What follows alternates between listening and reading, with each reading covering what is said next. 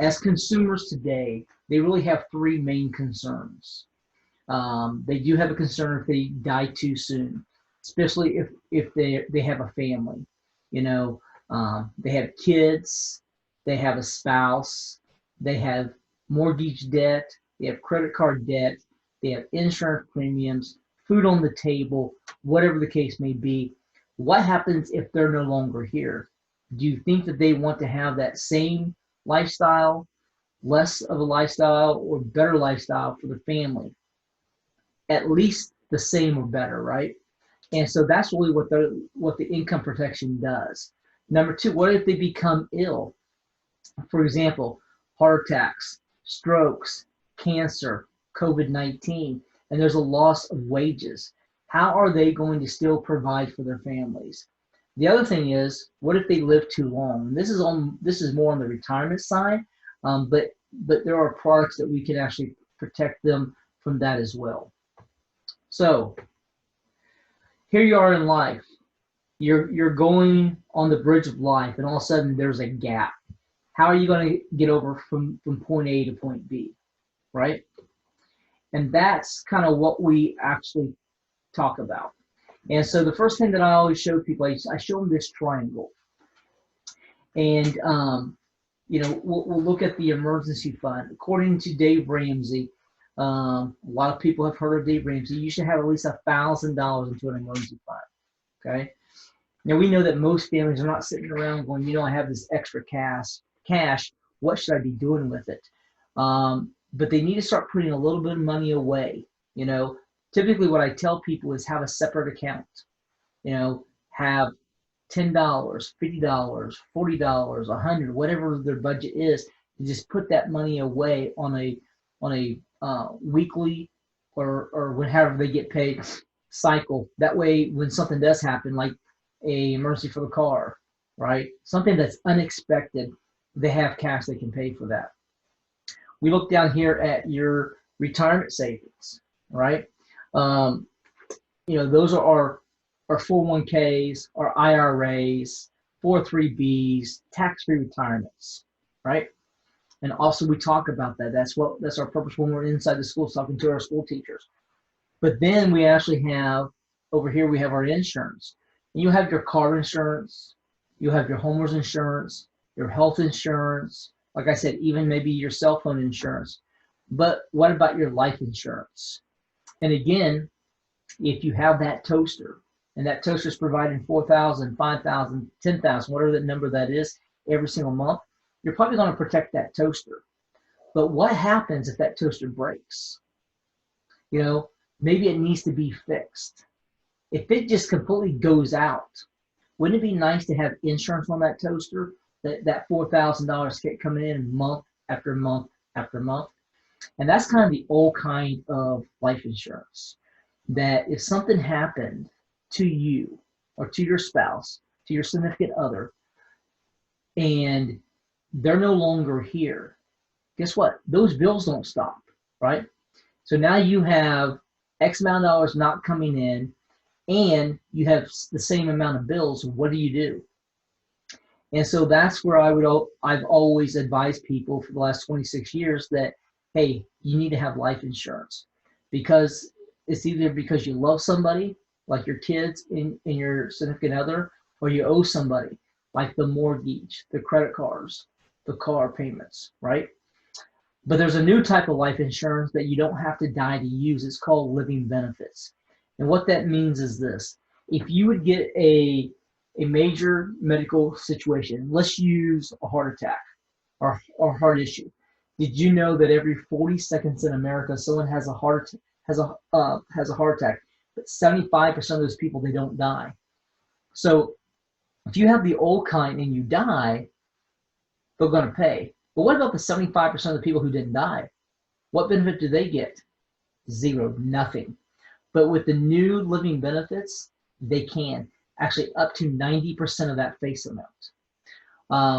What happens if they have a stroke? Every 40 seconds in America, someone has a stroke. I'm sure if you think about it, you probably have a family friend, somebody that you worked with. I know that I have a couple people that I personally know that I've talked to them about this, and guess what? They have had that stroke and they didn't die. You know, again, 70% of the people don't. Again, the old type of insurance would cover the 30% who did, but what about the 70% who didn't? Again, you could get up to 90%. Now think about people that you know. I'm sure you know somebody who's passed away of cancer. You know, it's a hard disease, right? You see them just deteriorating. And, you know, I don't know if you guys know this, but 87% of breast cancer victims survive, and 98% of prostate cancer victims survive, right? But during that period of time, two things happens. Typically, income goes down and expenses go up. Whoops. And it creates this growing gap in your finances. So now you got to pull money from other places to fill that gap. So we go back to our emergency fund, right? Average person, according to Dave Ramsey, you should have 1,000, but according to NerdWallet.com, the average person only has 400. You know, $400 is not very much. So then you have people coming down to your retirement savings. That's when, you know, they start withdrawing or borrowing against their 401k, their 403b, withdrawing their IRA, taking money out of their tax-free retirement account. Everything that they've worked for their entire life, they're putting in here. Or they go up here to their mortgage and their credit, and they start refinancing the house, right? They start using their credit cards. So everything that we've done in our life, you know, the American dream is to own a mortgage, or not own a mortgage, but own a home, but we have a mortgage on it, right? You know, we start using our credit cards. We start taking all the money that we had and we put it into this gap. And at the end of the day, there's a better way. That better way is a life insurance with living benefits, that you can withdraw that money while you're still living, okay? And we'll talk more about that as we move forward. Financial security in the event of an illness. When you get the news that you have a serious illness, the last thing you want to worry about is your family's financial security. Did you know there's people who actually have a second or third heart attack, or they have a relapse? The reason being is stress. Because you think about it, when your significant other goes into the hospital for something major, number one, you want them to be well, right? But then the second thing you start worrying about is finances. How are the bills going to get paid? Well, wouldn't it be nice to be able to focus on you, letting you yourself get well before having to focus on the finances? Well, see, that's what living benefit does. It gives you peace of mind. So let's look at these numbers. What do these mean?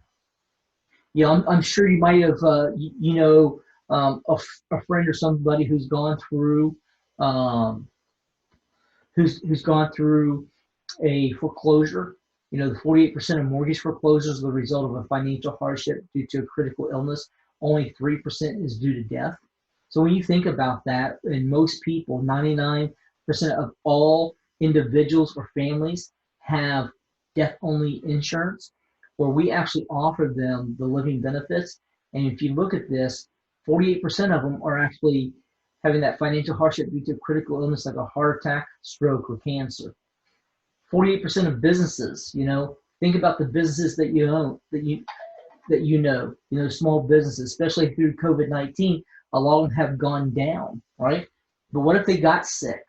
You know, what if they end up in the hospital? What if they end up on a respirator? What if they did all these things? 40% of businesses that fail, they fail because of a critical illness like the heart attacks, the strokes, the cancers. And then let's talk about bankruptcy. 60% or more of all bankruptcies are directly tied to medical conditions such as a critical illness like we just talked about. And about 80% of those individuals were already covered by health insurance. So just ask yourself a question for yourselves. If you had an option of just having the death-only protection or the one with living benefit, which one would you pick? And if you're like most people, you're like, hey, listen, why do I only want one option when I can have several options? So if you would want that, like most people would, can you see how this can be a benefit to our neighbors, to our friends, to our clients? And that's exactly what we want to do, is get them the information because most people don't even know about this. So let me talk to you about a real live example. This is one of my clients, a 36-year-old male and a 34-year-old female. They had $500,000 on both of them. We were doing some retirement planning with them, moved them over from a competitive company, and we talked to them about their life insurance. And they had a very good policy with a A-rated company, but it was only the death only type of protection. So after getting some quotes to them and kind of explaining what we're talking about today, they made the decision to switch over. 4 months later, the wife is diagnosed with stage 4 breast cancer. Okay. So out of that $500,000, she was able to get $412,000. See, folks, she is not worried financially um, about how the mortgage is going to get paid, how the food's going to get put on the table, how the car payment is going to go, college education, all these things. And then if she needs extra income, because she has lost her wages, she has plenty of money. See, folks, that's what you call peace of mind, where she can focus on herself. Now, knock on wood, she's in remission, but this gave her the financial flexibility that she didn't have before we sat down with her. So